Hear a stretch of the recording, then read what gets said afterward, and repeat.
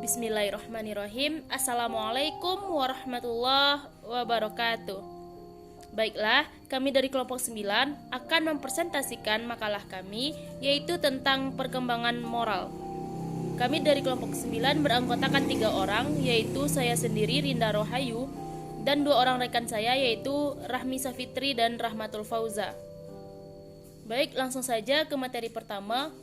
A. Pengertian perkembangan moral. Terdapat 2 pendapat ahli. Yang pertama, menurut Santrok, perkembangan moral adalah perkembangan yang berkaitan dengan aturan dan konvensi mengenai apa yang seharusnya dilakukan oleh manusia dalam interaksinya dengan yang lain. Menurut Huffington, moral bersumber dari adanya suatu tata nilai. Tata nilai adalah suatu objek rohani atau suatu keadaan yang diinginkan. Maka kondisi atau potensi internal kejiwaan seseorang untuk dapat melakukan hal-hal yang baik sesuai dengan nilai yang diinginkan. Itulah yang disebut dengan moral. Beberapa teori tentang perkembangan moral.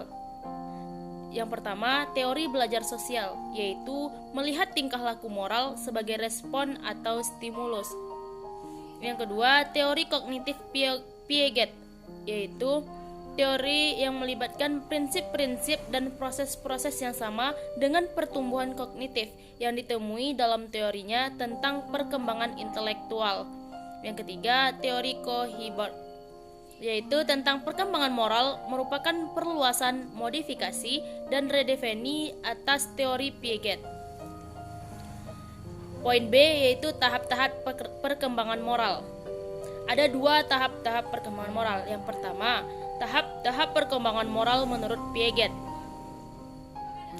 Ada beberapa tahapan menurut Piaget. Yang pertama, pada usia 4-7 tahun, yang disebut dengan tahap moralitas heteronom, di mana pada tahap ini cara berpikir anak tentang keadilan dan peraturan bersifat objektif dan mutlak. Maksudnya yaitu tidak dapat diubah dan tidak dapat ditiadakan oleh kekuasaan manusia.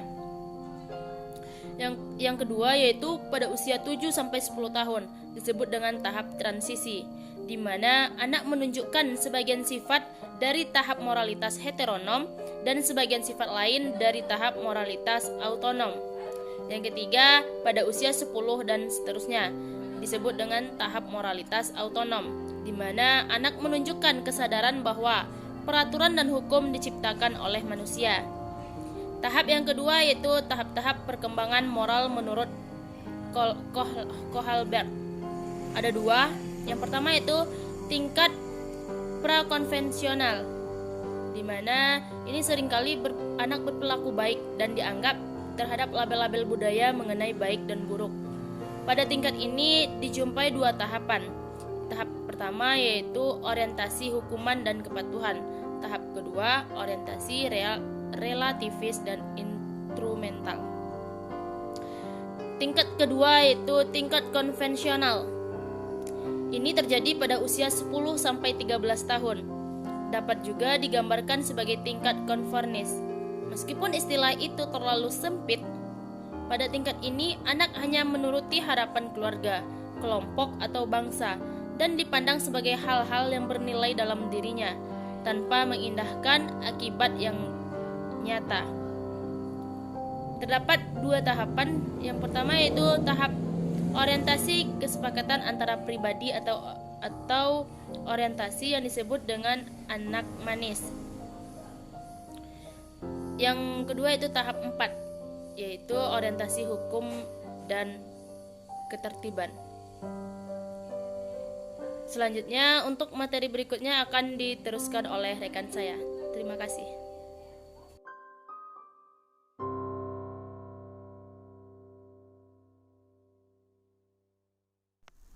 Baiklah, saya akan melanjutkan materi tentang faktor-faktor yang mempengaruhi perkembangan moral.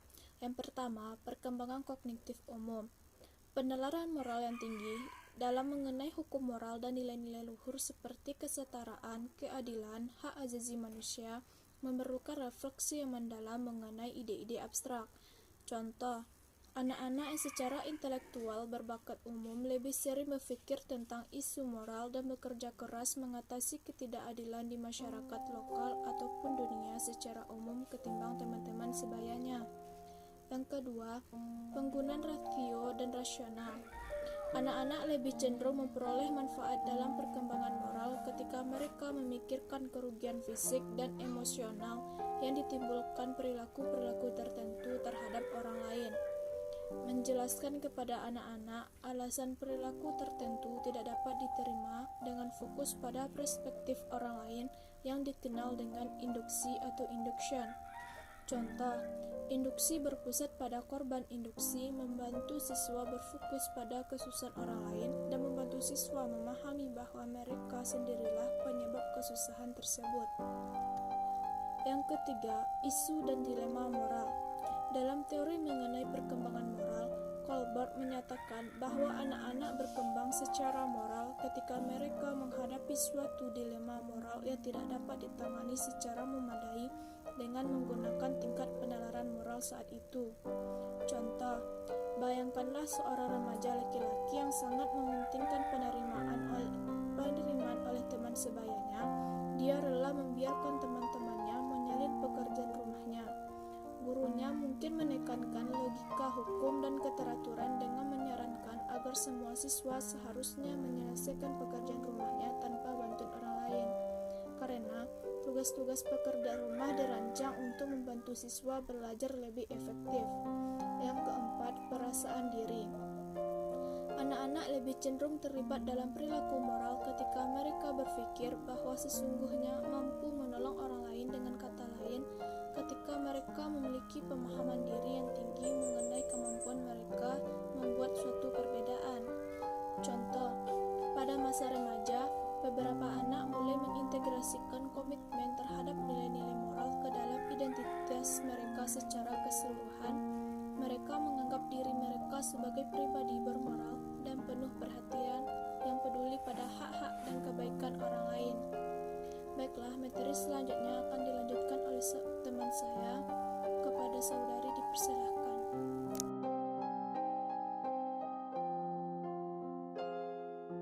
Assalamualaikum warahmatullahi wabarakatuh.